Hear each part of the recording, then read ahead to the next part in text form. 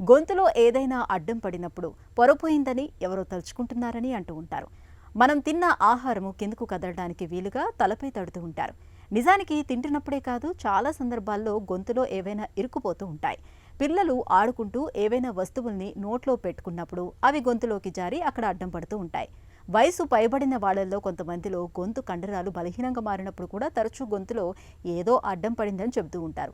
గొంతులో ఏదైనా ఇరుక్కుపోవటం అనేది నిజానికి అత్యవసర పరిస్థితి. ఇలాంటప్పుడు వెంటనే ఏం చేయాలో, ఏం చేయకూడదో ఇప్పుడు తెలుసుకుందాం.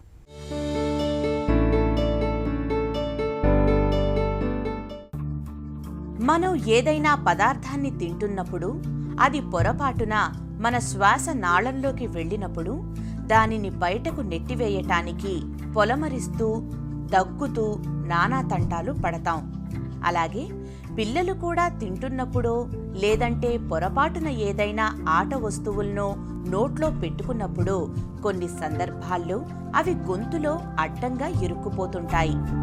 ఇలాంటప్పుడు శ్వాస పీల్చుకోవడం కష్టసాధ్యమవుతుంది. క్రమంగా ఆక్సిజన్ సరఫరా నిలిచిపోయి చివరకు ప్రాణాపాయం కూడా సంభవించవచ్చు. ఇది ఒక రకంగా అత్యవసర పరిస్థితి.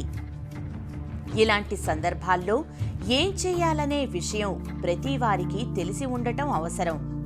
ఇలాంటప్పుడు ముందుగా పిల్లలకు ఎడమ పక్కగా నించుని వీపు మీద అరచేత్తో 4 సార్లు గట్టిగా చరచాలి.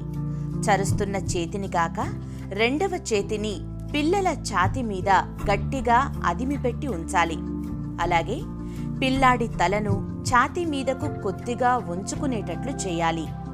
మరీ చిన్నపిల్లలైతే తలను కిందివైపు ఉండేలా పట్టుకుని అరచేతిని కప్పులాగా మూసి ఉంచి పిల్లవాడి వెన్ను కింద చిన్నగా చరుస్తుండాలి.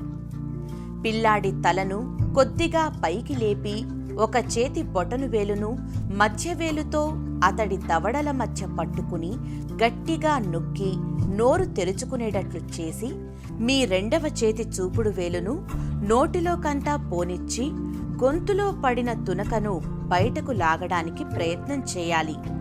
ఈ పద్ధతిలో గొంతులోకి వెళ్లిన మీ చూపుడు వేలును పదార్థపు తునకలు తగలగానే హుక్కులాగా వంచి పట్టుకుని యువతలకు లాగాల్సి ఉంటుంది.